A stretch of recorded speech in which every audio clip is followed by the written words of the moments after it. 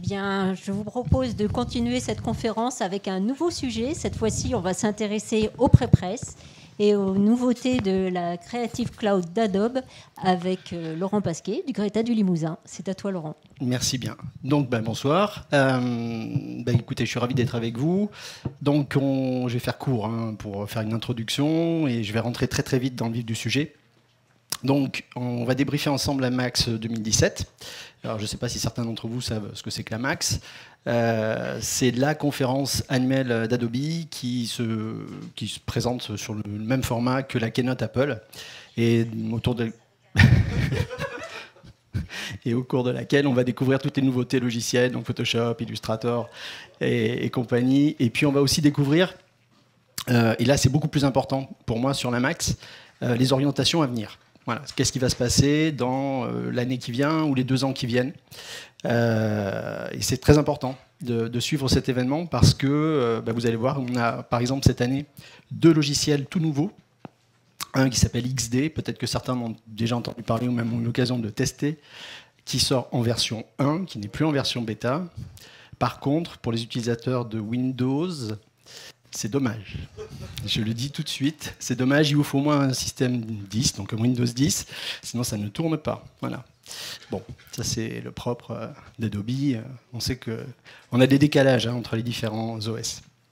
Bien, et puis un deuxième logiciel dont j'ai parlé déjà à pas mal d'entre vous, je pense, depuis une bonne année, qui s'appelait Félix, et qui sort cette année sous le nom de Dimension. Et je pense que pour les gens qui ont l'habitude de faire un peu de packaging, ça peut être quelque chose qui est assez intéressant. Donc je vais essayer de vous montrer tout ça.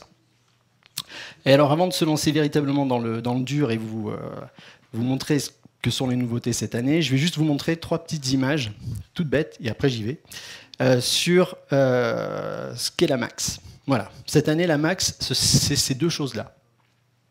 C'est-à-dire, d'un côté du cloud, toujours plus de cloud, voilà.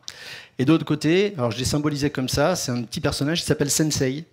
Alors pareil, je ne sais pas si certains d'entre vous ont entendu parler de Sensei, qui est l'intelligence artificielle qui est développée par Adobe, voilà, et qui arrive, comme les autres intelligences artificielles, en force sur les produits. Voilà. Pour l'instant, c'est une intelligence artificielle dite faible, donc j'ai encore le contrôle, je fais encore des choix, elle est là pour m'aider, mais dans les années à venir, elle prendra de plus en plus d'importance. Et Sensei, vous l'avez déjà utilisé forcément si vous êtes un utilisateur de Photoshop, en utilisant n'importe quelle commande dans laquelle il y aurait marqué « contenu pris en compte ». Contenu pris en compte, c'est déjà Sensei qui est au travail. Et depuis cette année, vraiment, on sent que Adobe a décidé de mettre le paquet sur cette intelligence artificielle. Et ça justifie la création, entre autres, d'un nouveau Lightroom. Ça, je ne sais pas si vous l'avez vu passer aussi. Nous avons maintenant 2 Lightroom. Nous avons le Lightroom CC classique, donc c'est celui qu'on utilisait depuis très longtemps, et un Lightroom CC qui est exclusivement dédié au travail en mobilité. D'accord ? Et là-dedans, vous verrez qu'il y a un outil de recherche d'images qui est juste bluffant, dans le sens où on ne tague plus ces images, il va simplement les retrouver en tapant des mots naturels. Ça, c'est hallucinant. Donc, plus de cloud, plus de Sensei. Pour vous expliquer un peu plus en détail ce que c'est que Sensei. Donc là, vous avez quelques exemples de ce qu'il est capable de réaliser. Et je vais vous en montrer quelques-uns. Donc, vous avez la possibilité de retrouver très rapidement, même avec des images pas très bien faites, de l'information pour pouvoir faire de la production graphique. Il est capable de retrouver dans le catalogue, attention bien sûr, Adobe, la bonne solution. Il va être capable de reconnaître des polices de caractères, naturellement. D'accord, simplement en scannant du papier. Il va être capable d'éliminer des éléments de décor, ça on connaît, donc c'est le contenu pris en compte. Il va être capable de déformer des visages, donc de reconnaître du visage. D'accord, de reconnaître un visage masculin d'un visage féminin, il en est capable aussi. Il est capable donc de reconnaître, si vous tapez le mot ciel, simplement dans le nouveau Lightroom CC, de retrouver toutes les images qui contiennent du ciel sans que vous ayez tagué. D'accord, donc ça c'est assez impressionnant. Il va être capable de déformer de l'image, donc il va être capable aussi de faire de l'OCR et récupérer des caractères. Donc Sensei, c'est énorme, c'est vraiment le gros pôle de développement actuellement chez Adobe. Et puis, donc plus de cloud. Donc ça, je vous l'avais déjà montré. Petite image qui reprend globalement ce qu'est aujourd'hui le cloud. C'est-à-dire plus d'interaction entre nos logiciels. Ça, c'est grâce aux bibliothèques CC. Là, si vous n'avez pas l'habitude de voir, je vais rentrer par cette porte-là sur les produits. Donc, interaction plus facile entre les logiciels grâce aux bibliothèques. de plus en plus d'outils liés à la mobilité. Et je vais commencer aussi par ça, pour vous montrer ce qu'on peut faire avec son téléphone si on prend un peu le temps d'utiliser les nouveautés de certaines applications. Et puis aussi TypeKite, d'accord, qui est devenu une ressource de police de caractère fondamentale, puisqu'elle vous est offerte avec votre abonnement de CC. Donc vous avez une quantité incroyable de police, et surtout elles sont synchronisables. Ça veut dire qu'aujourd'hui, par exemple, je veux travailler sur Illustrator, donner le produit à quelqu'un qui est aussi sur l'abonnement CC, j'ai plus à vectoriser. Il y a un temps considérable. D'accord ? Je ne sais pas si ça parle à tout le monde ce que je suis en train de dire, mais pour ceux qui ont l'habitude de travailler dans ce domaine-là, c'est quand même quelque chose qui est assez intéressant. Alors après, on est d'accord qu'on peut discuter de la quantité de police que propose Adobe, enfin de plein de choses. Stock, évidemment, oui, énormément d'images sur Stock, puisqu'ils ont racheté Photolia. Le Market, là aussi, je ne suis pas sûr que vous connaissiez tous le Market. C'est une ressource graphique super intéressante. Il ne faut vraiment pas hésiter à l'utiliser. Elle vous est offerte aussi avec votre abonnement CC. Et puis, des solutions de plus en plus présentes sur le web avec Spark. J'adore ce logiciel. J'ai même envie de dire, je kiffe Spark, qui permet de faire vraiment de la production pour les réseaux sociaux. Là aussi, on sent bien qu'il y a une volonté de la part d'Adobe d'aller de plus en plus vers le réseau social. Behance existe depuis des années, il permet de faire plein de choses, de communiquer sur ce savoir-faire graphique. Spark, ça s'offre aussi à toutes les entreprises pour fabriquer très facilement du site, ça ne coûte rien, c'est hyper graphique, c'est hyper efficace. Et si vous avez des posts à faire passer sur Facebook ou n'importe quel réseau social, il n'y a pas de souci, on pourra le faire aussi avec Spark. Voilà. Et puis l'intérêt principal de tout ça, c'est qu'on va pouvoir mettre tout le monde au même niveau. C'est-à-dire que le technico-commercial sur la route va prendre des informations, va les faire remonter au graphiste, le graphiste va travailler, va renvoyer au technico-commercial, qui lui va pouvoir rentrer directement en rencontre avec le client et finaliser un travail. Donc on a une vraie possibilité d'échange d'informations et pour aller le plus vite possible dans la construction d'un élément graphique. Donc voilà globalement les deux éléments sur lesquels actuellement Adobe travaille. Et si, donc comme je vous l'ai dit, on arrête les petites slides et on passe à la réalité, c'est-à-dire qu'est-ce qui se passe quand on travaille sur les logiciels, et bien voilà ce que ça peut donner. Donc je vais fermer ça, et je vais commencer par vous parler de ceci. Oups, pardon. Donc l'application de bureau, d'accord, d'Adobe. Ça c'est pareil, je ne sais pas si vous avez l'habitude d'aller dedans, mais c'est juste capital. Aujourd'hui, Adobe veut absolument que vous commenciez à travailler en partant de là. D'accord ? Ne lancez plus vos logiciels comme avant en bas. Ce n'est pas ça l'idée. L'idée, c'est d'être sûr que vous soyez connecté, que vous soyez reconnu. D'accord ? À partir du moment où vous êtes reconnu, ben vous avez accès à tous les services que vous propose Adobe. Du coup, si je fais un balayage très rapide de tout ça, par défaut, chaque fois qu'on lance l'application, on démarre sur stock. Pourquoi on démarre sur stock? Parce qu'Adobe veut que vous lui achetez ces images. Il n'y a pas de miracle, hein, d'accord? Ils veulent faire des sous, ces gens. Donc, ils vous forcent petit à petit à aller de plus en plus souvent sur stock. Bon, on va oublier stock. La partie accueil est intéressante aussi. Elle vous permet de savoir où vous en êtes sur vos mises à jour logicielles. Mais bon, la partie apps, c'est tous vos logiciels. Voilà ce qui est devenu aujourd'hui la Creative Cloud. Voilà. Pour le même abonnement, vous avez droit à tout ça. Ce qui est quand même pas mal. Et donc, quelques nouveautés intéressantes. Donc ici, XD, j'essaierai de vous montrer très très rapidement. Lightroom CC, Lightroom Classic, ce que je vous disais, donc on a bien deux Lightroom. Des services qu'on peut lancer directement pour aller sur le web. Et puis, bon, différentes petites choses, on va voir ce qu'on peut faire là-dedans. Et puis, donc une partie qui s'appelle Découvrir, qui est intéressante aussi, parce qu'elle vous permet d'accéder directement à votre Behance, donc votre zone de communication graphique, d'accord. Donc là, vous voyez les abonnements à qui je suis raccordé. Et puis là, je peux aller voir mon propre travail et visualiser, si ça veut marcher, évidemment, il fallait que ça lâche. On va refaire, oui, merci. Donc ce que j'ai mis moi sur Behance, d'accord. Donc ça me permet de contrôler très rapidement les choses. Et ces choses-là, elles peuvent être visualisées par d'autres personnes. Très pratique. Et ce que je voulais surtout vous montrer, c'est cette partie-là qui s'appelle les actifs. Partie active dans laquelle, en fait, on commence toujours par le market. Le market, c'est ce que je vous expliquais, c'est une ressource graphique. Tout ça, vous pouvez l'utiliser comme vous voulez, quand vous voulez. D'accord ? Plus je descends, plus il y en a. Il n'y a pas de limite. Si, à un moment, il doit y en avoir une, mais je ne les ai pas trouvées encore. Et surtout, vous avez la possibilité de faire des recherches directement en allant ici. Si vous tapez quelques mots-clés,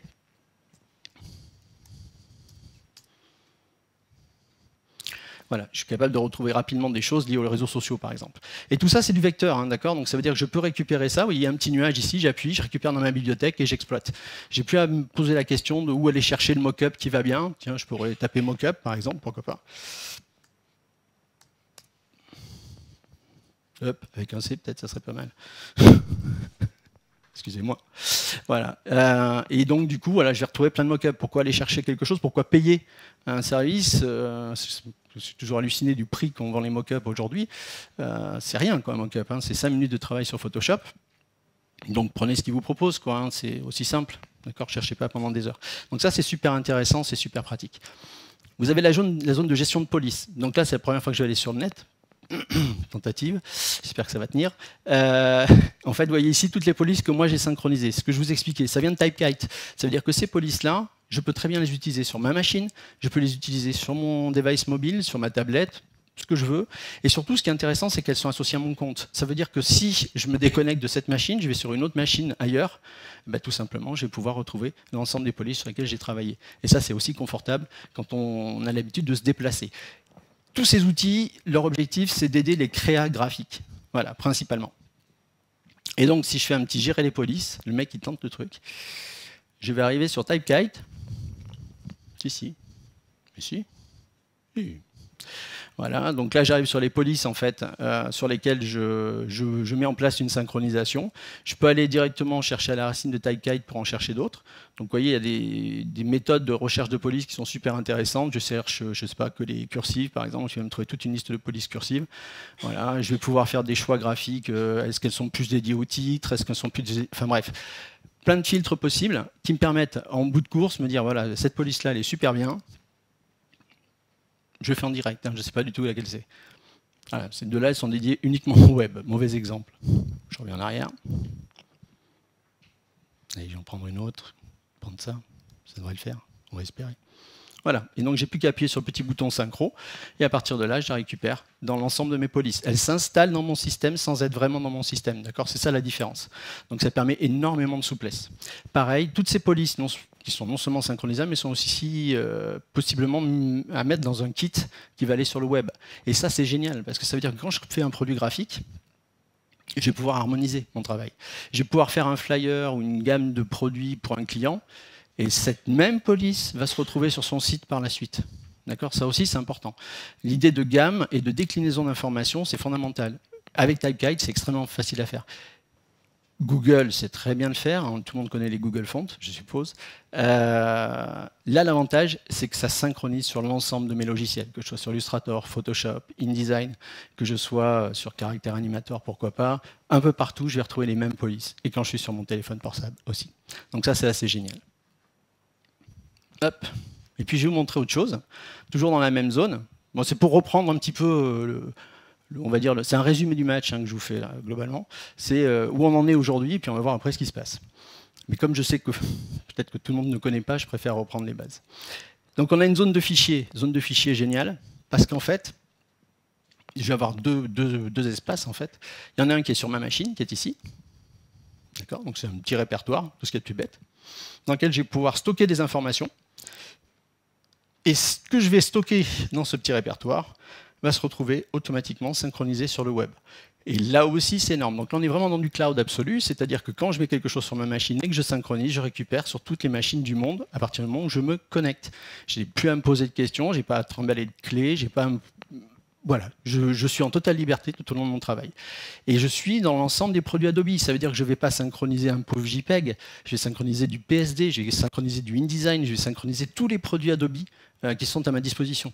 Donc c'est énorme. Et puis, tant qu'à faire, une fois que nous avons mis des choses dans le cloud, et c'est juste pour vous finir sur cette affaire-là, il y a un petit monsieur, je vous montrerai tout à l'heure. Par exemple, si je prends ça, alors je fais juste un petit tour d'horizon rapide. Donc il y a une zone où il y a marqué fichier, c'est tout ce que j'ai mis dans mon petit répertoire qui est synchronisé. Il y a une zone de création mobile. Dans les créations mobiles, il y a tous les travaux sur lesquels j'ai bossé sur ce genre de produits. D'accord? Donc elles sont là. Donc je peux à n'importe quel moment les réexploiter pour les intégrer, par exemple, dans du Photoshop. Je vais retrouver toutes les bibliothèques, je vais vous en parler tout à l'heure parce que les bibliothèques c'est devenu fondamental. Là il y a des trucs rigolos là d'ailleurs, tiens, on va voir ça. Donc je retourne dans mes fichiers, et juste pour vous montrer quelque chose qui est super pratique dans une notion de transversalité du travail. Aujourd'hui, on travaille tous un petit peu chacun dans son coin. Et quand on est graphiste, ce qui est intéressant, c'est aussi de pouvoir partager. Ça, c'est fondamental. Montrer aux clients, oui, bien sûr. Mais je peux aussi décider de travailler avec quelqu'un qui est dans un pays complètement différent du mien et lui donner les informations pour que lui puisse reprendre le travail que j'ai fait. Donc là, vous avez l'exemple d'une petite interface qui est réalisée sur Photoshop. D'accord ? Je vais pouvoir, grâce à ce petit bouton, partager, c'est renvoyer un lien à quelqu'un, un client, pour qu'il visualise, pourquoi pas, ou un collègue, pour qu'il finisse, pourquoi pas aussi. Je vais pouvoir dialoguer avec mon collègue à travers Slack. Je ne sais pas si vous connaissez Slack, mais c'est super intéressant quand on travaille en équipe, parce que ça permet d'échanger très rapidement et d'avoir des retours quasiment instantanés sur un boulot. Donc c'est vachement intéressant. Et puis je vais pouvoir faire des choses, télécharger, enfin bon bref. Mais il y a surtout ce petit bouton-là, petit bouton Extract, qui est juste génial. Parce que quand j'appuie sur le petit bouton Extract, donc je suis... Là, c'est du Photoshop, hein, on est bien d'accord. C'est pas du JPEG hein, que vous voyez. Donc vous avez un moteur qui visualise véritablement en direct les calques Photoshop. Et pour vous en convaincre, il y a le bouton Calque. Si j'ouvre le bouton Calque, j'accède à tous mes calques. Ce qui veut dire qu'à n'importe quel moment, je peux décider de cacher ou d'afficher le contenu d'un calque. Vous imaginez bien que quand on travaille à plusieurs, pour avoir plusieurs solutions, c'est quand même juste génial. Je fais plusieurs solutions à travers mes calques, et après on va les valider ensemble. Super pratique. Super pratique aussi, si je suis ici, si j'attrape par exemple ce texte-là, il y en a qui font du développement ici, oui, j'en vois au moins un, deux. Oui, c'est la feuille de style, effectivement. Donc ça veut dire que je peux directement intégrer le PSD d'après voilà, le travail que j'ai réalisé et que j'ai synchronisé. Donc c'est quand même un gain de temps considérable quand on va travailler avec plusieurs types de profils de graphistes, de web designers, de marketeurs, pourquoi pas. Donc ça, c'est vraiment génial. Donc le cloud, ben c'est ça, c'est tout ça. C'est tous ces éléments-là qui font qu'on va pouvoir travailler très rapidement et échanger rapidement de l'information. Et je vais donc tenter quelque chose. Ça va ? Vous êtes encore avec moi ? Je vous saoule pas ? C'est bon ? J'ai tenté quelque chose avec mon téléphone portable. Là aussi, le mec prend des risques. Il n'a pas peur. Et il va vous essayer de faire une démo en direct de ce qui peut se passer. Yes, ça a l'air de marcher. Ça m'a l'air pas mal. Si j'essaye d'utiliser en fait les applications que me propose maintenant Adobe. Donc toutes les applications qui sont là sont toutes gratuites pour l'instant. D'accord ? Sont toutes gratuites. Ne vous privez pas, téléchargez-les et utilisez-les. Et puis, cette année, donc bon, j'ai déjà présenté à plein d'entre vous, là, j'en vois qui rigolent déjà. Ouais, je sais, je suis un peu malade avec ces trucs, mais c'est vraiment super bien. Franchement, c'est super bien. Mais surtout, ce qui est très très très fort, c'est que cette année, ils ont décidé de faire très mal quand on veut faire de la production rapide. Alors, je vais lancer Capture. Alors, la Capture, je vais aller vous montrer. Alors, je vais revenir sur cette petite chose-là. Capture, je ne sais pas si vous connaissiez. Mais Capture, en fait, l'idée, c'est que je vais pouvoir récupérer des formes. Donc, je vous refais ce que je faisais là avec le petit truc. Donc, si je mets tout simplement ici et que je m'approche, d'accord, je vais pouvoir faire petite photo. Oh, petite photo. Et puis, je vais pouvoir éventuellement nettoyer la forme. Je vais pouvoir faire plein de choses. Je peux la recadrer si je trouve que j'ai pris trop large, d'accord. Donc, pourquoi pas, hein, ok. Donc, simple, en direct. Et puis, j'appuie sur le bouton enregistrer. Et à partir du moment où j'enregistre, je peux choisir dans quelle bibliothèque je vais mettre mon travail. C'est ce que je vous expliquais. Les bibliothèques, c'est l'armature sur laquelle on va s'appuyer tout au long du travail sur CC. Donc j'ai créé une petite bibliothèque dans laquelle il n'y a rien normalement qui s'appelle 21 novembre pour ce soir.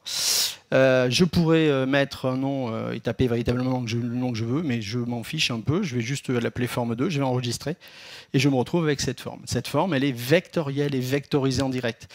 Je vais pouvoir, je vais vous montrer tout à l'heure, la récupérer dans Illustrator et modifier les points si j'en ai envie. Voilà, ça m'a pris 2 secondes. Pour récupérer le logo d'un client, c'est pas mal. Vous connaissiez peut-être aussi ça, qui permet de faire des couleurs. Sympa. Hein, c'est color. On le connaît. Mais là, l'avantage, c'est que je suis en dynamique.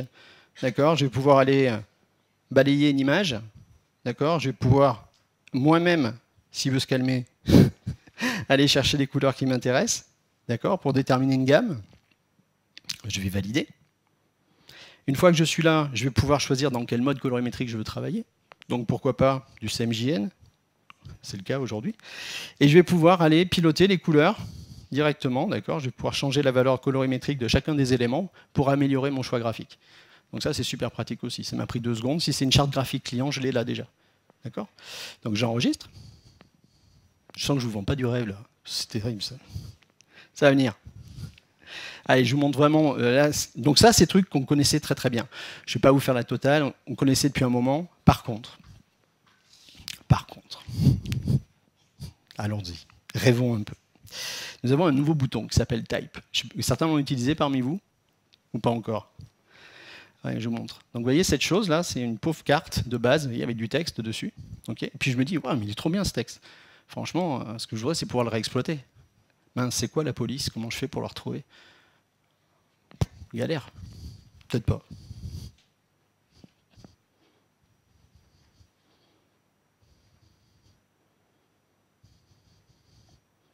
Donc je recadre. J'améliore de façon à ce qu'il puisse déterminer plus facilement les choses. J'appuie sur le petit bouton OK. Alors celle-là, ça va être un peu plus long, a priori, parce qu'il faut qu'il aille chercher quand même un petit peu. Ah ben voilà, il a trouvé, super. OK. Simple, radical. Ce qui est pas mal aussi, c'est que si j'appuie là-dessus, je vais pouvoir le modifier. Ça, s'il veut. Hein. Tu veux ou tu veux pas? Il veut. Et là, je vais pouvoir éventuellement changer le corps, décider de passer tout en majuscule, pourquoi pas. OK. Il a reconnu la police, hein, c'est de la vraie police. Donc ça veut dire que je fais ce que je veux avec.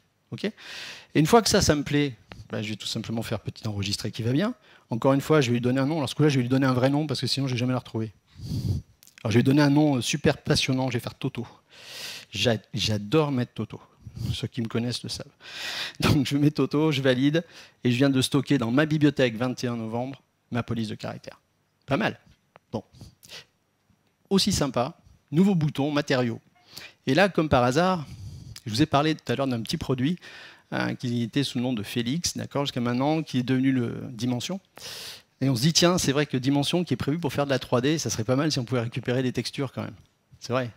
Puis je sais pas si pour ceux qui ont travaillé la 3D, faire une texture, c'est pas forcément simple, quoi, ça prend un peu de temps. Ok, donc je vais appuyer sur le bouton plus. Je vais m'approcher de cette chose. Alors la qualité sera forcément mauvaise, hein, je le dis tout de suite, c'est normal, la lumière, tout ça, c'est pas terrible. Hein. Mais voilà, oh, super. J'ai ma petite matière 3D, d'accord, j'ai un BB8, pour faire simple. Et ça, ben, je vais pouvoir, pareil, l'enregistrer, l'exploiter tout à l'heure dans un autre logiciel.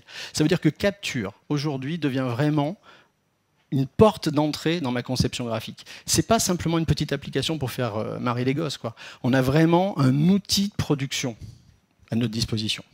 Je vais faire enregistrer. Alors je ne l'ai pas fait, hein, mais je pourrais changer la rugosité, je pourrais m'amuser un peu avec. Enfin, on va essayer d'aller à l'essentiel parce que j'ai qu'une heure aussi. J'ai promis de faire 1 heure. À Madame Boutenègre, je vais faire 1 heure. Donc voilà, donc je viens de stocker toutes ces informations-là. Sympa, non? Pratique. Allez, je vais me déconnecter, si je peux, de tout ça. On va revenir sur nos applis. OK. Et puis, on va voir ce qui s'est passé maintenant. D'accord? Donc, je vais commencer par mon logiciel préféré, parce qu'il n'y a pas de raison que... Il n'y a pas de raison que je ne me fasse pas plaisir aussi. Et donc, je vais attaquer avec Illustrator. Alors, Illustrator, de la gamme des 3 logiciels Adobe, c'est celui qui a le plus bougé. Là, il y en a peut-être quelques-uns parmi vous qui sont en train de se demander ce qui se passe déjà. Je ne suis pas sûr. On va en reparler. Donc, premier truc, avant de rentrer dans ce que je voulais vous montrer. Grosse nouveauté. On peut faire jusqu'à 1000 plans de travail maintenant sur Illustrator. 1000 plans de travail. Ça veut dire 1000 fichiers différents. Pour ceux qui, encore une fois, font du web, d'accord, ou qui veulent faire de l'icône ou du picto, plutôt que de passer 10 ans à faire j'enregistre, machin, truc, bon voilà, on va le faire, allons-y. Je vais aller chercher mes plans de travail. Alors, je suis désolé, je ne suis pas en face, alors j'ai un peu de mal à voir ce que je fais. Mais donc là, j'ai tous les plans de travail de mon espace. OK, voilà, je les ai tous sélectionnés, a priori, j'espère.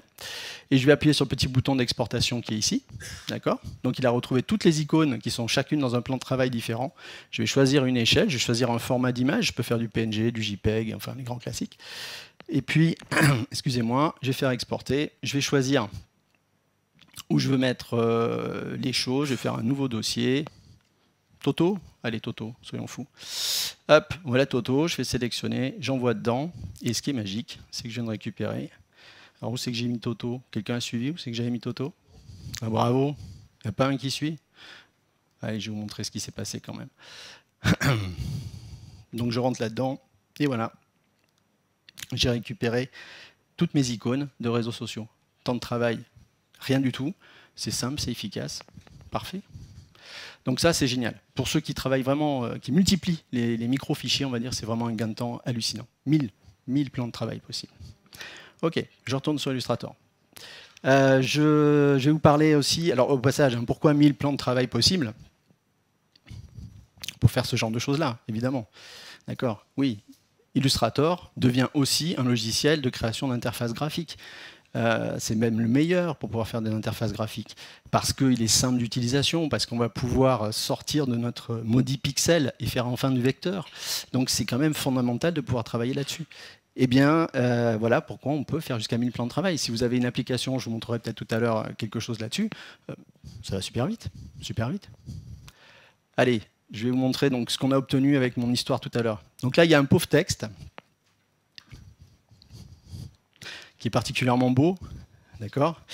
Et là, j'ai ma petite icône qui me permet d'aller dans les bibliothèques, d'accord. Donc là, je suis dans une bibliothèque qui s'appelle My Library. J'ai plein de bibliothèques à ma disposition, je ne suis pas limité en nombre, je peux en créer autant que je veux. Je vais aller chercher celle qu'on a créée tout à l'heure. Oh, magnifique. J'ai retrouvé tous les éléments que j'ai scannés avec mon petit téléphone, d'accord. Et puis là, je me dis, ce texte, là, il serait vachement bien comme ça, quoi. Voilà, merci, ça nous a fait plaisir. C'est radical, j'ai récupéré une police que je ne connaissais pas, d'accord, avec mon téléphone, et je viens de la mettre dans un document que je vais pouvoir livrer à un client. En matière de gain de temps, je pense qu'on est difficile de faire mieux quand même. Je peux aller chercher la couleur aussi que je viens de scanner sur cette chose-là, d'accord, pas de problème. Ça va super vite, c'est super efficace. Et oui, il y a un petit bonus quand même. Regardez, alors là j'ai un petit plus, j'ai changé la couleur évidemment. Mais oui, c'est une feuille de style. C'est une vraie feuille de style. Sur Illustrator, on peut faire de la feuille de style. Je ne sais pas si vous le faites, il faut faire de la feuille de style sur Illustrator. Évidemment, parce que la feuille de style sur Illustrator est aussi récupérable en CSS par derrière. Donc quand vous avez à faire de l'application, c'est juste énorme. C'est juste énorme. Et puis, oh, mon petit personnage de tout à l'heure. Ouais, faites voir. Ah ouais, c'est du vecteur, ouais. Ok. Donc ça veut dire que j'ai réussi à faire la photo, il me l'a vectorisé, je peux l'importer, c'est du vrai vecteur, je peux le travailler à n'importe quelle échelle par la suite. Alors vous allez me dire, il y a trop de points. Oui, il y a trop de points. Mais au temps passé, j'ai passé combien de temps, moi? Je sais pas, si vous essayez de redessiner ce truc-là, je pense que vous en avez pour un petit moment quand même. Là, ça m'a pris 1 seconde et demie, quoi, à peu près le temps d'une photo. Donc ça va, j'accepte les points.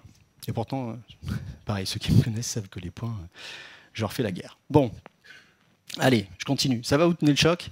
Je vous ennuie pas trop? Vous me dites, hein, sinon on s'arrête, ça on gagne du temps.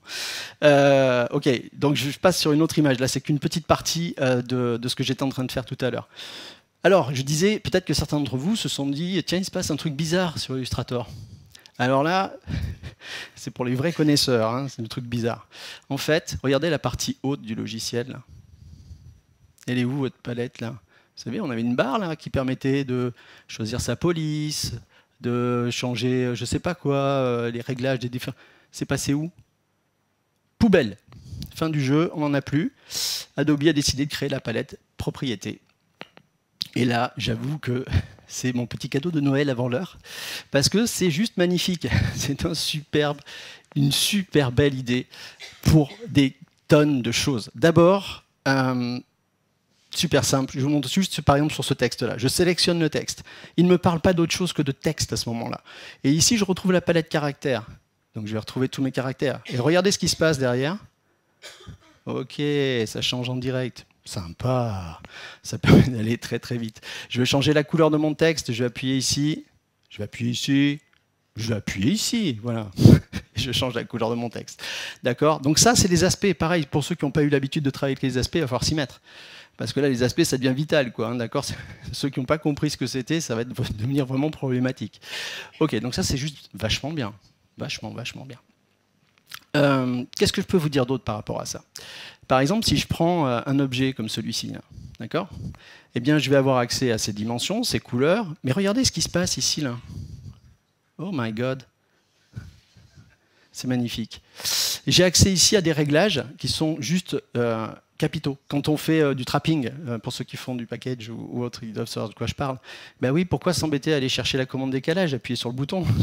Pas non plus s'embêter pendant 10 heures.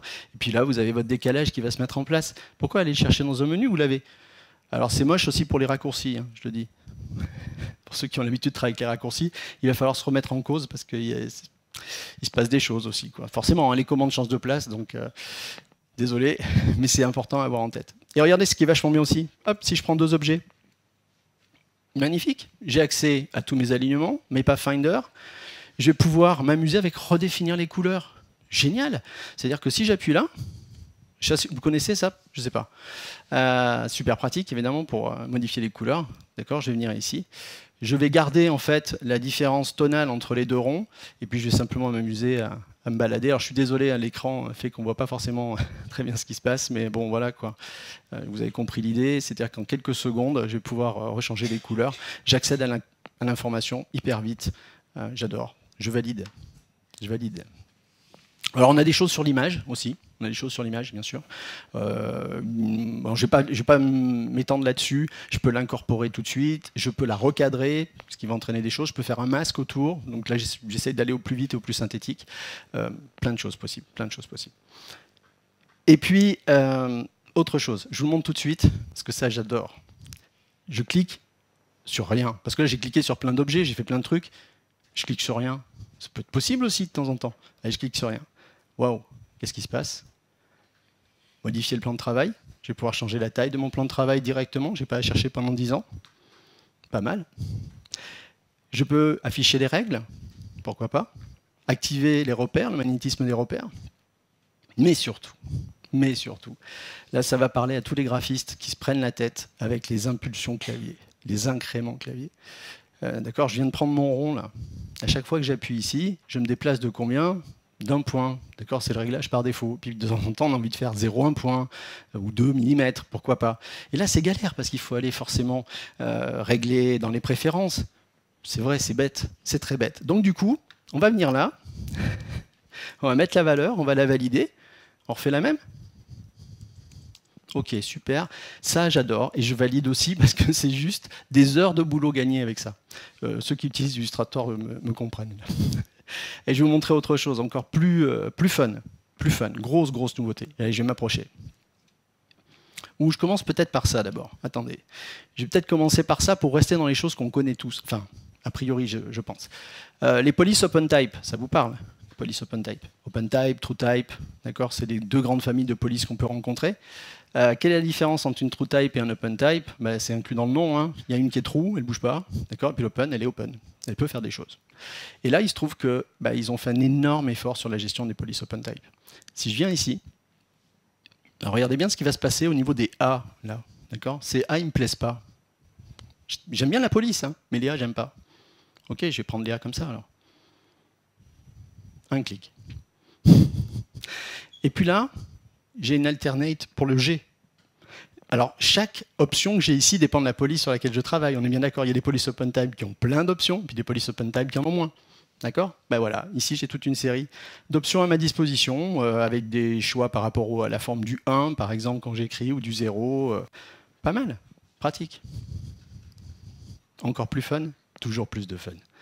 Allez, là, par contre, là aussi, ce que je vais dire, ça va parler immédiatement aux gens qui ont eu des galères en tant que graphiste au niveau du choix de la police et de la taille de la police. D'accord? C'est-à-dire, j'ai une police quoi? Régular, oui.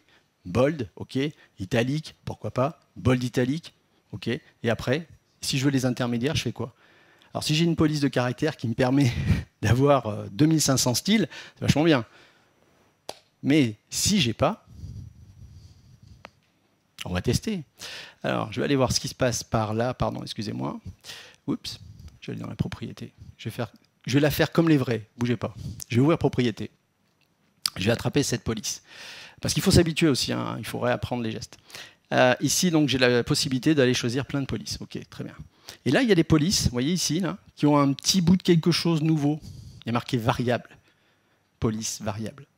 Ok, donc je vais prendre celle-là, qui est assez proche de celle que j'avais, hein, d'accord. Alors après, il faut faire des compromis, on est d'accord. Hein. Ok, donc j'ai mis en place cette petite police.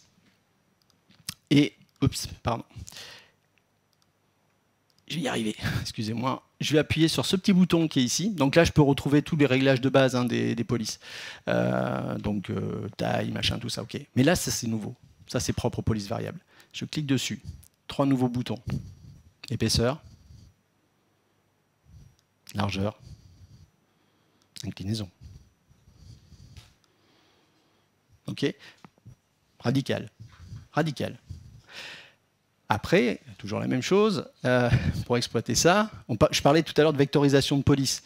Là, il va falloir se poser des questions quand même à un moment ou à un autre, parce que si vraiment vous travaillez avec quelqu'un qui n'a pas du tout l'habitude de ça, et qui voilà, peut-être qu'il vaut mieux figer à un moment l'information en appuyant sur le bouton vectoriser. Ça coûte pas cher, d'accord? Gardez votre source, et puis voilà. Mais ça, c'est juste fantastique. C'est juste vraiment des heures, là aussi, de gagner. Ça va toujours? OK. Qu'est-ce que j'avais mis dans cette bibliothèque? Ouais, OK. Allez, hop, j'ai passé...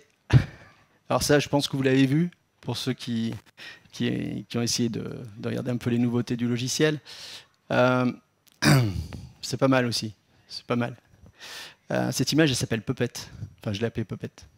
Pourquoi j'ai appelé Puppet? OK. Nouvel outil. Je ne sais pas si on le voit bien sur l'écran, j'espère qu'on le voit. C'est une espèce de petite punaise. C'est le même symbole que Pinterest. Le même. Donc aussi bien pratiquement que Pinterest. OK. Allez, j'appuie sur ce petit bouton. Je m'approche de mon personnage. Pardon, excusez-moi. Il faut d'abord que je sélectionne. On est sur Illustrator. Je prends ma petite punaise. Et puis, je vais lui mettre une articulation sur l'épaule. Je vais lui mettre une articulation sur le bras. Je vais mettre une articulation ici. Pourquoi pas là, là et là. Et ce qui est intéressant, voyez-vous, c'est que du coup, je peux contrôler la forme. Oups, pardon, excusez-moi. J'en ai fait une autre, c'est pas grave. Je peux contrôler la forme et la position des choses. Et si je me mets légèrement à l'extérieur, coup de pied. OK. Génial. Donc ça veut dire qu'en partant d'un élément graphique basique, ben, je vais pouvoir maintenant le remodifier pour le changer dans ses positions. Je vous rappelle qu'il y a un nouveau logiciel qui s'appelle Character Animators, d'accord, qui vient de sortir. Oh, surprise, il nous offre ça sur du vecteur. Évidemment que c'est fondamental. Mais, pour avoir essayé, on peut faire des choses avec du texte de base, ou simplement du tracé de base. Donc là, j'ai simplement des lettres qui sont fabriquées à base de tracés, tout ce qu'il y a de plus bête. OK, je sélectionne, punaise, OK, punaise ici. Ah ouais, ça marche. Punaise là, OK, sympa. Ah ouais. Je vais pouvoir transformer mon image, pareil, dans un souci d'animation, on est d'accord, mais c'est super pratique. Je vais pouvoir retransformer en quelques clics en fait l'ensemble de mon élément graphique sans avoir rien fait. Donc ça vient directement de ce qu'on pouvait faire sur Photoshop avec des formations de marionnettes. Sauf que c'est du vecteur. J'en rêvais depuis des années, moi. Bon, passons. Allez, je vous montre autre chose. Alors ça, c'est quelque chose qui est vachement intéressant aussi, mais qui va être décevant pour certains qui travaillent sur InDesign. Je suis désolé. Ça marche sur Illustrator, ça marche pas encore sur InDesign. Mais ça va venir. OK, je retourne dans ma bibliothèque. Si je décide de prendre un élément graphique comme celui-ci et de le mettre dans une bibliothèque. Donc je prends, je pousse. Ça, c'est jusque-là, on peut dire difficulté, ça va. Par contre, la problématique, c'est que si je prends ça, et que je le remets là, qu'est-ce qui se passe? Petit pomme Y pour que vous compreniez bien ce qui se passe. C'est une image. Il ne reconnaît pas le caractère vecteur du travail. C'est nul. C'est nul. Alors, on pouvait, en double-cliquant ici, on rentrait dans le fichier source, on le modifiait, c'était réinterprété. OK. Mais c'est quand même bête, alors qu'il suffirait juste de lui dire, fais-moi du vecteur. OK, on va essayer. Donc, je prends mon objet. Excusez-moi, il faut que je le fasse dans le bon ordre, parce que sinon il ne va pas être d'accord. Et mon bonhomme. Eh ben, il ne veut pas me le faire. C'est moche. Allez. Faire avec lui. Allez. Je suis désolé, c'est pas ma faute. C'est ça le live. Il ne veut pas me le reprendre. Bon, bref, avec une petite touche de raccourci, on le récupère directement en vecteur maintenant. Et là, il ne veut absolument pas me le faire, je ne sais pas pourquoi. Je n'en ai aucune idée. Donc, je ne vais pas faire plus long. Mais je vous garantis que ça marche, pour l'avoir expérimenté. Allez, je retente une dernière fois. Toujours pas. Il m'en veut vraiment ce soir. C'est parce qu'il sait que je suis en live sur Facebook, c'est pour ça. Sinon, ça ne serait pas marrant. Et puis, il faut toujours en rater. S'il n'y a pas de raté, c'est pas rigolo. Allez, reviens. Dernière tentative. Allez, je réessaye.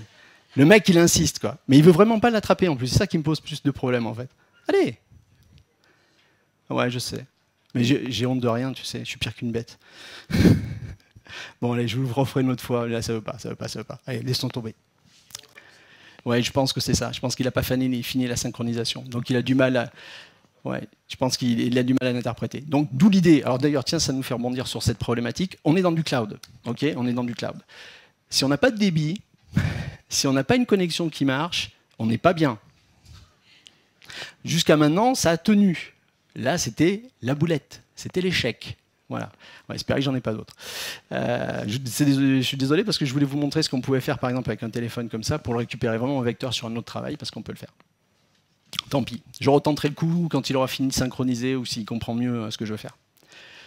Ben voilà, j'ai fait le tour de ce que je voulais vous montrer sur Illustrator. C'est pas mal, hein, pour une nouvelle version. Voilà. On va passer vite fait. Alors, InDesign, Photoshop, je vais faire super vite. Quasiment pas de nouveautés. Des bonnes idées, par contre. Allez, c'est parti. Vous me dites, hein, si vous en avez marre, je m'arrête. Hein. Ça va? J'ai encore le droit? Ok. Allez, c'est parti.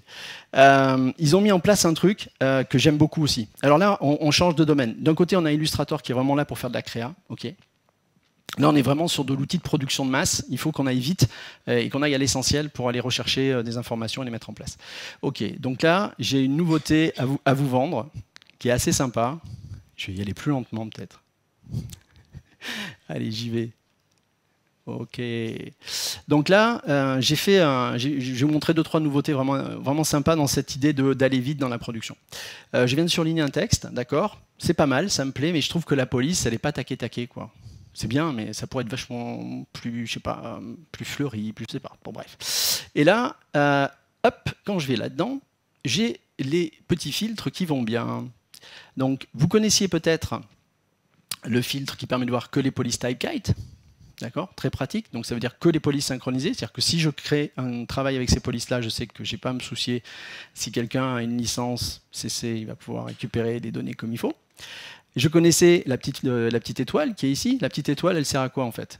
La petite étoile, elle me permet d'aller choisir les polices les plus pertinentes sur le travail que je suis en train de faire. Vous voyez la différence quand j'ai pas l'étoile? 2500 polices.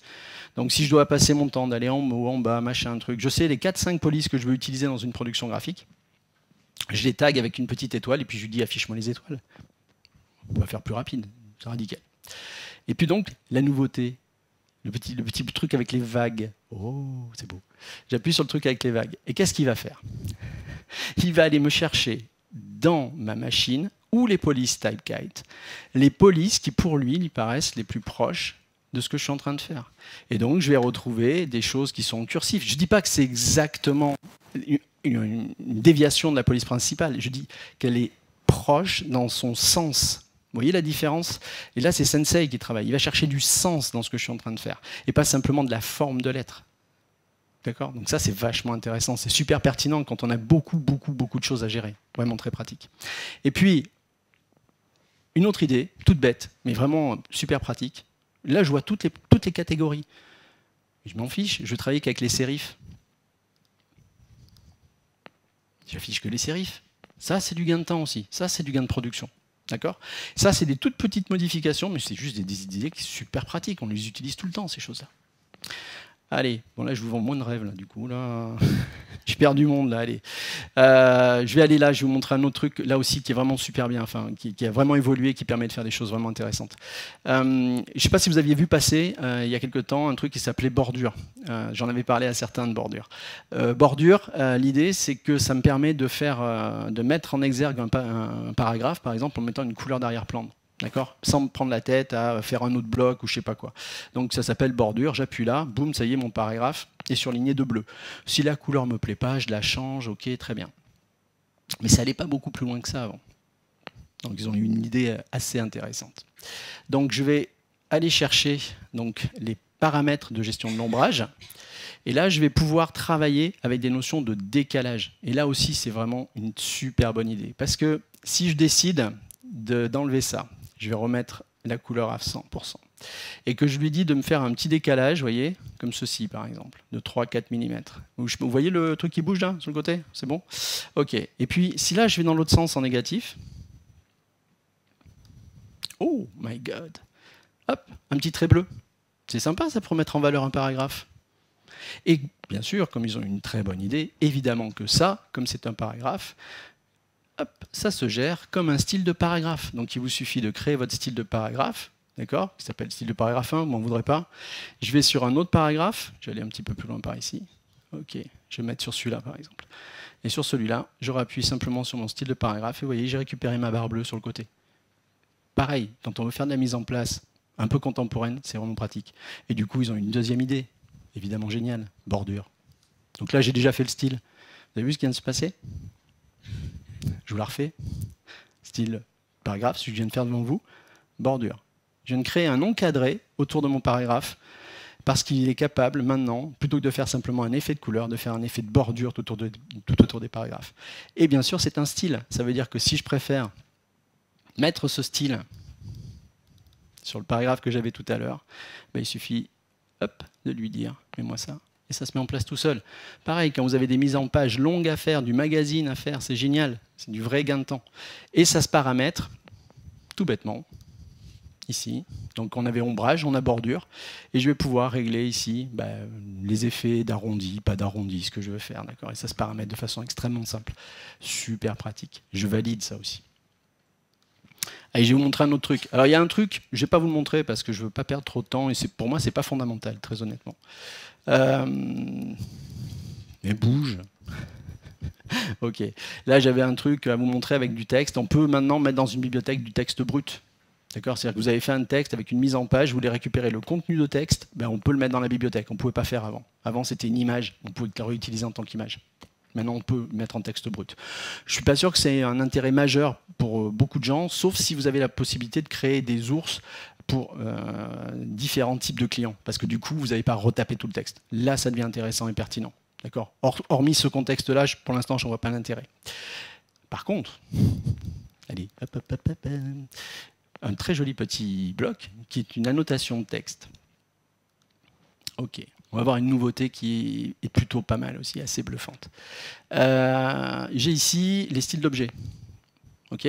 Style d'objet. On connaît tous, a priori, ça permet de rapidement mettre en forme les objets. Mais ils ont mis la barre un peu plus haut. Donc j'y vais. Je vais créer un nouveau style d'objet. Vous voyez, j'attrape mon bloc, simplement. D'accord ? Je dis nouveau style d'objet. Il s'appelle style d'objet 1. Ça ne vous embête pas qu'il s'appelle style d'objet 1 ? Bon, allez, je garde. Je vais double-cliquer dessus. Je rentre dedans. Grosse nouveauté. Donc oui, je peux enregistrer le style de paragraphe qui est associé. Ça, on savait faire, c'est pas un problème. Mais par contre, juste, hop là, juste au-dessus de style de paragraphe, il y a marqué option de taille et de position. Waouh, on essaye. Tu me fixes la hauteur et la largeur de mon bloc. Tu me fixes sa position dans la page.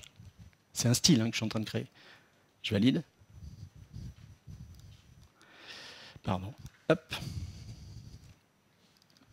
Ici, nous avons une page avec un texte moche. J'attrape mon bloc et je vais lui dire style d'objet. Voilà. En 1 seconde et demie, je règle tout un tas de difficultés. C'est un style. Si la position ne plaît pas parce que le client préfère qu'il soit à gauche, à droite ou je ne sais pas quoi, je rentre dans mon style, je change. Tous les blocs annotations sont changés. C'est pas mal. Bon, voilà les quelques nouveautés InDesign. Vous voyez, il n'y en a pas beaucoup. Bon, après, il y a 2-3 petits bouts de gadgets qui tournent autour. C'est pas fondamental. J'ai toujours le temps? Non, je suis trop long. Ça va? Allez, juste un petit tour sur l'ami Photoshop, juste pour vous vendre du rêve. Ou pas. Je sais pas, en fait. Allez. Donc, toujours pareil, j'ai mes bibliothèques. Ok, donc ça, c'est la bibliothèque que j'ai créée tout à l'heure. Là, s'il a fini le synchro, on pourra tenter. Là, j'ai cette chose. Bon, voilà, j'ai cette pauvre chose qui ne ressemble pas à grand-chose. D'accord, c'est vraiment un montage très moche. Fait vraiment à l'arrache, d'accord, avec une pauvre image, un coucher de soleil, mal détouré, tout est moche. Voilà. Puis la fille, tout ça, c'est tout raté. Donc, ok. Mais par contre, ce qui m'intéresse, c'est le sujet. D'accord ? L'idée, ce type d'image-là m'intéresse. Ce type d'image-là m'intéresse. Je vais me faciliter la tâche. Vous me pardonnerez, c'est juste encore une fois pour gagner en temps de chargement. D'accord ? Je vais aplatir mon image. C'est pas bien, mais je le fais quand même. C'est le mal, je sais. Je te l'ai dit déjà plein de fois. Il ne faut pas le faire. Allez. Bon, je recadre un peu. Toujours pareil. Je suis désolé, c'est pour gagner du poids. On est d'accord. Il faut que j'essaie de faire passer tout ça. Bon, ok, voilà. Donc j'ai mon image qui me va bien. Je vais pouvoir lui dire de mettre directement le graphique, c'est-à-dire cette chose-là, dans la bibliothèque.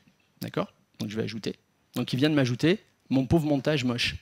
Et donc c'est ça qui me plaît. Cette fille, ce cocher de soleil, je trouve pas. Je n'ai pas la bonne image.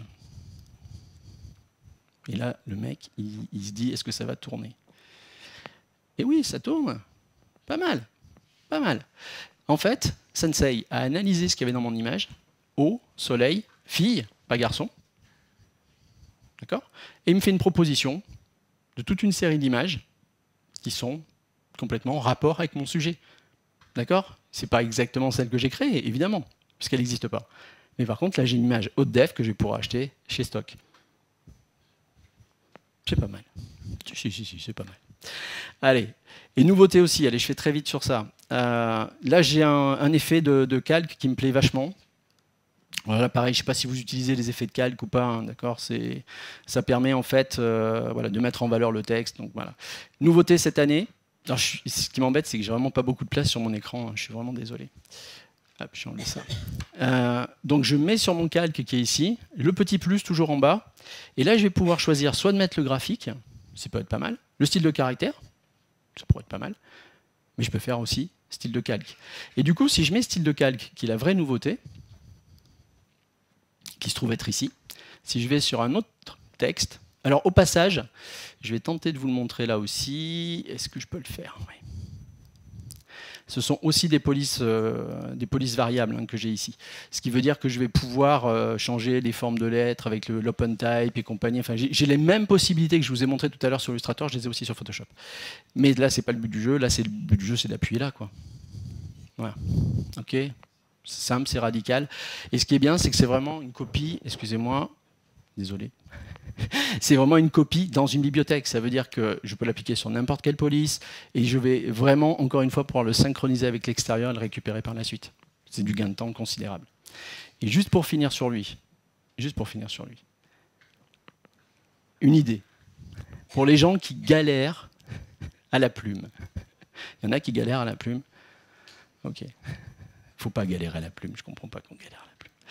Donc ils ont inventé l'outil de courbure. Alors moi par contre, comme je galère pas beaucoup à la plume, j'avoue qu'avec l'outil de courbure, par contre, je galère à mort. Donc je m'excuse par avance de ce que je vais faire là, qui va pas être génial, je pense. Mais je vais vous montrer juste ça. Ok, option de tracé, ça c'est nouveau.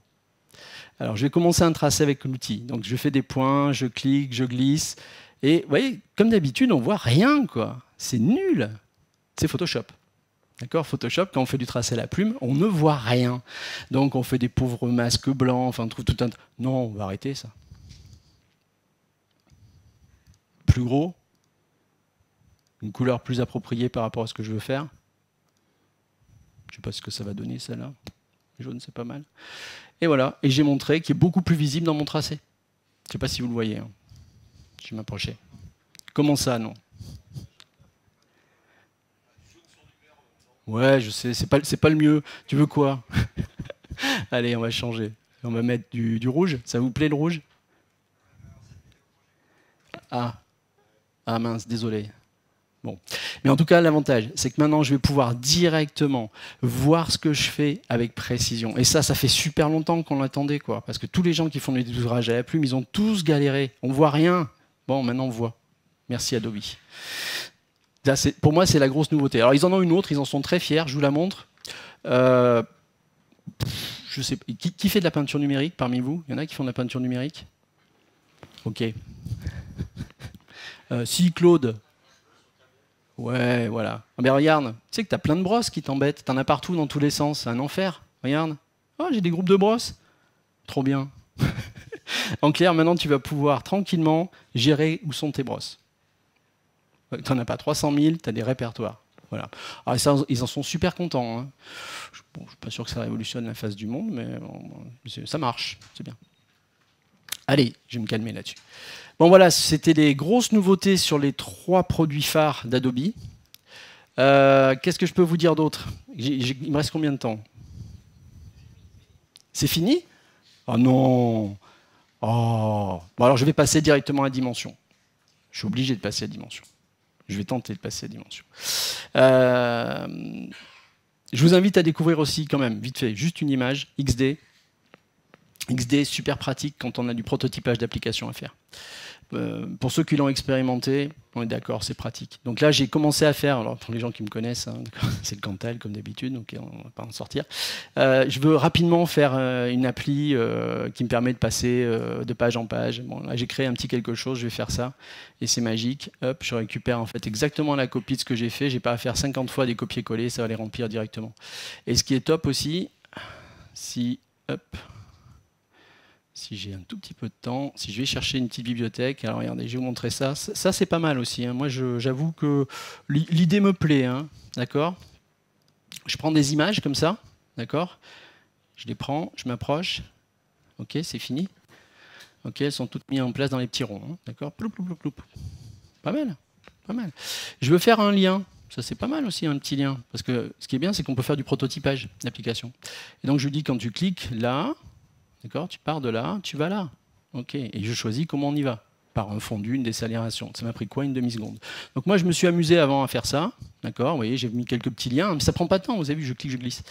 Ok, j'appuie sur le bouton de lecture. Alors j'aurai le temps, je vous montrerai, ça marche sur mon téléphone, hein. C'est synchronisé, on est d'accord. Ok, j'ai l'application XD sur mon téléphone, j'ai ça en direct, donc je vois ce que ça va vraiment donner en direct. Et là, j'ai mon petit menu qui marche. Voilà, ça m'a pris 1 seconde et demie, pas de code, rien. J'appuie sur des boutons, je clique, je glisse, ça marche. Hop. Allez, je laisse tomber. Donc, je ne vous ferai pas Lightroom non plus. Lightroom, je vous inviterai, tiens, je ne l'ai pas fait, je le fais très vite aussi. Il y a quand même des sites à aller voir. Non. Promis, je ne fais pas de démo. J'indique juste des choses. Pour aller plus loin sur la Max, parce que vous voyez, j'ai pas le temps. Il y a encore des caisses et des caisses de choses. Mais vraiment. Donc, vous avez un site qui s'appelle max.adobe.com. Vous y allez, vous avez la possibilité de voir toute la Max, ou chapitre par chapitre. D'accord ? Donc c'est pas mal si vous voulez aller plus loin. Et vous pouvez voir les quelques petits personnages qui ont pu intervenir, notamment Jon Favreau, juste le réalisateur d'Iron Man, qui est venu nous expliquer comment il faisait pour faire de la vidéo. C'est sympa en fait, hein, il ne faut pas hésiter. Vous trouverez aussi ça, c'est génial. Je vous invite à aller voir sur YouTube. Prenez un peu de temps si vous pouvez aller voir donc, ce qui s'appelle les sneak peeks. C'est l'avenir, c'est ce qu'on va avoir dans les années à venir. Quand Félix a été mis en place, il était là. D'accord ? Moche, hein, il ne marchait pas bien, c'était pas beau, mais il était là. Et donc ces technologies-là, c'est celles qui vont venir dans les 6 mois, 10 mois, 1 an, 2 ans, en fonction du développement. Mais elles sont là, les nouvelles technologies. Et puis, hop, voilà, vous irez voir ce site-là en plus, comme ça me permet d'en parler aussi. Adobe France, n'hésitez pas à aller voir la chaîne YouTube d'Adobe France, de voir ce que nous propose monsieur Franck Payen, qui est plutôt pertinent dans ce qu'il a raconté, et qui vous explique bien la différence entre les deux Lightroom. Donc comme ça, je ne le fais pas, vous irez voir la vidéo, c'est parfait. Et vous comprendrez bien à quoi ça sert. Allez, je m'arrête là, et je vous montre juste, pour le plaisir, pour mon plaisir perso, Dimension. Alors là, je ne sais pas si vous avez testé ça, mais c'est pas mal. Alors l'idée de Dimension, c'est quoi ? Je veux faire une présentation client d'un packaging, mais je ne sais pas faire 3D. Je suis mauvais, je suis pas bon, je sais pas faire. Ou j'ai pas d'amis, ce qui arrive des fois. Là, je vais avoir une solution super rapide pour pouvoir le faire. En fait, je vais faire créer un nouveau document. Là, pareil, je prends un risque majeur, je le fais en direct, hein, d'accord ? Je vais pas vous faire un cours, hein. L'idée, c'est que tout ce que je vous présente là, on pourra en reparler après, mais donc le Greta du Limousin, bien sûr, vous proposera des formations sur chacun de ces produits. Donc, n'hésitez pas à voir notre hôtesse principale qui est là-bas. Qui prendra avec joie vos coordonnées pour vous recontacter par la suite. Voilà. Parce que c'est vrai, je vais super vite, je suis désolé, mais voilà, on n'a pas le temps. Mais c'est pas grave, ça vous permet de quand même toucher du doigt ce qu'on peut faire, c'est vraiment super intéressant. Donc, pour faire simple, ce produit, il vous permet d'insérer dans des compositions donc, qui sont du vrai faux 3D, des points OBJ. Je ne sais pas si vous connaissez le point OBJ. C'est comme l'EPS pour le vecteur, c'est du tout et n'importe quoi, on va dire. Ça sert à tous les supports. Au passage, vous avez sûrement noté que notre ami Google, toujours lui-même, a eu la très grande idée de nous ouvrir une bibliothèque infinie d'objets 3D. Ça vient juste d'arriver. Oh, quel hasard. Ils sont tous en point OBJ. D'accord ? Donc vous avez besoin d'une tasse, vous avez besoin d'un iPhone, vous avez besoin de n'importe quoi, vous ne prenez pas la tête, vous allez sur le site de Google, c'est pas bien hein, ce que je dis, mais c'est vrai, vous allez sur le site de Google, vous récupérez le point OBJ, c'est totalement gratuit, vous l'incorporez dans Félix et après vous faites votre montage. Magnifique. Allez, donc moi j'ai décidé de faire ça, donc je vais faire un petit sachet, puisqu'on parle de packaging, d'alimentaire, pourquoi pas, donc vous voyez j'ai un petit sachet, j'ai appuyé, hein, ça y est, il est fini, il est en place. Hein. Le truc, c'est que je ne vais pas pouvoir faire une transformation complète du modèle. Alors, je peux changer des choses, je ne vais pas le faire maintenant, mais ça ne va pas être une restructuration complète du modèle. Ça reste quand même un sachet, d'accord? Et après, ce sachet, je vais pouvoir le bouger en 3D, d'accord, hein, voilà, bon, basique. Non, la vraie force de ce truc, c'est quoi? C'est que déjà, je vais avoir donc plein de modèles à ma disposition, ça c'est sûr, mais je vais avoir aussi plein de matières possibles. D'accord? Si je veux que ça soit dans cette matière, j'appuie lier. Oh là, ça commence à chauffer. Et là, j'ai une petite prévisualisation en fait de la scène rendue véritablement. Donc il est là. Et donc je peux choisir comme ça la matière rapidement. Tout à l'heure, qu'est-ce que j'ai fait? J'ai récupéré mon petit truc. Hein, ouais, c'est cool. Donc je vais l'appliquer sur mon produit. Ok? Donc je suis parti de mon smartphone, hein, encore une fois. Hein. J'ai pris ça en photo, je l'ai mis dans les matières, c'est fini. J'ai envie de mettre un logo. Je prends mon logo, mettre mon logo. Ça va toujours? Donc je peux le déplacer, je peux le recentrer. Oula, il réagit mal, excusez-moi. Vous voyez qu'il recalcule les lumières, c'est pas mal. Hein, donc je connais rien à la 3D là, pour l'instant, hein. J'ai rien fait en 3D, que dalle. Ouais? Attends, c'est pas fini. On va essayer de faire encore mieux. J'ai une zone en fait qui va me permettre d'aller encore un peu plus loin, où je peux ici choisir une couleur d'arrière-plan. Ouais, c'est bien une couleur d'arrière-plan. C'est vachement mieux une photo. Donc j'appuie ici, je vais aller chercher l'image, et ici je vais aller chercher une image qui va bien. Alors je vais essayer de trouver. Alors ce matin j'avais fait un truc, mais je vais prendre ça. Je sais pas ce que ça va donner. Allez, prendre ça. Ou ça? Non, ça c'est le truc fini, ça c'est le truc fini. Bon, allez, je vais prendre ça quand même, qui est une belle image. Allez, vous voyez. Toc. Ok, j'importe mon image. Sympa, d'accord, ça s'est bien passé. Donc j'ai un vrai fond. Je vais, hop, fermer ça. Je suis désolé, c'est pour gagner un peu d'espace. Hein. Après, je vais contrôler ici ma ligne d'horizon. Donc je vais pouvoir repositionner mon paquet. Ok, sur ma ligne d'horizon. Je peux décider aussi de déplacer le paquet dans l'espace. Pas mal, sympa. Et alors, ce qui est vachement bien aussi, c'est que je peux activer la lumière du soleil, d'accord, qui est dépendante en fait de l'image sur laquelle je suis. Je vais pouvoir changer l'intensité, je vais pouvoir changer la hauteur de mon soleil, je vais pouvoir changer sa rotation. Ça, c'est une grosse nouveauté pour ceux qui ont testé Félix. Ça veut dire que je vais pouvoir repositionner l'ensemble des lumières dans ma scène 3D en 2 secondes et demie. J'adore ce produit. J'adore ce truc, c'est d'une simplicité radicale. Si on a besoin de faire des présentations clients, ce matin je parlais de pot de yaourt, mais si on parle de packaging, quel qu'il soit, vous voulez faire très vite une présentation, ça prend 5 minutes chrono. D'accord? Et une fois que c'est fait, que vous êtes content du résultat, vous allez dans la partie rendue et vous lancez le calcul. Je ne vais pas le faire, parce que sinon on n'est pas parti tout de suite et je sens que ça va. Bon, allez. Ce que je peux vous montrer, je ne sais pas si je l'ai, je vais garder en fait dans Dimension. Ok, ça c'est un truc que j'ai fait à la maison. Donc en prenant un peu plus de temps avec une autre texture, hein, d'accord? Ok, voilà. Donc je l'ai baissé en qualité pour que le calcul se passe assez vite. Donc qu'est-ce que j'ai obtenu quand j'ai fait mon rendu? J'ai obtenu ça, c'est-à-dire qu'à la fin, le rendu, c'est du Photoshop, du PSD multicalque. Et donc, ça veut dire que je peux décider, par exemple, si je vais sur cette chose-là, d'accord, je ne sais pas si vous voyez ce qu'il y a dans ces trucs-là, hein, d'accord, mais ça, c'est les couches colorées, en fait, qui ont servi. Donc là, c'est le background, là, c'est le machin. Donc là, en fait, c'est le paquet, là. Donc je peux cliquer dessus, là. Ah, mais ça y est, je viens de sélectionner mon paquet. Cool. Donc ça m'a pris une seconde, je viens de sélectionner mon paquet. Pourquoi pas, à ce moment-là, faire un petit calque de réglage? Je vais faire très moche, hein, mais on va se comprendre. Et ça vient directement de Dimension. J'ai rien fait. Il m'a créé les couches alpha qui me permettent de contrôler derrière ce que je veux en matière de colorimétrie. Bon, du coup, je m'arrête là, alors. Allez, je m'arrête là. Mais je vous remercie. J'espère que ça vous a plu. Et donc, ça sera avec plaisir qu'on vous proposera des modules de formation sur chacun de ces produits, d'accord, y compris XD, que j'ai vraiment montré très très vite, qui est juste phénoménal. Voilà. Merci bien. Ah, vous voyez, je sais pas si vous voyez, je l'ai démarré quand même pour le kiff. Ça, c'est juste super sympa. Bonjour. Je ferme les yeux. Oh, ça marche. D'accord. Donc ça, c'est caractère animateur. Quand vous couplez ça à ce que peut faire, ce que je vous ai montré tout à l'heure, la puppet, c'est plutôt pas mal. Et on l'arrête presque jamais. Si, Merci beaucoup pour cette super présentation très vivante qui a nécessité, je le sais, beaucoup de préparation. Oui, c'est un peu Super compliqué. travail. Merci beaucoup. Pas de problème. Et sans transition, parce que voilà, on va passer à Jean-Christophe Boulard d'Atlampa qui va vous présenter sa journée professionnelle.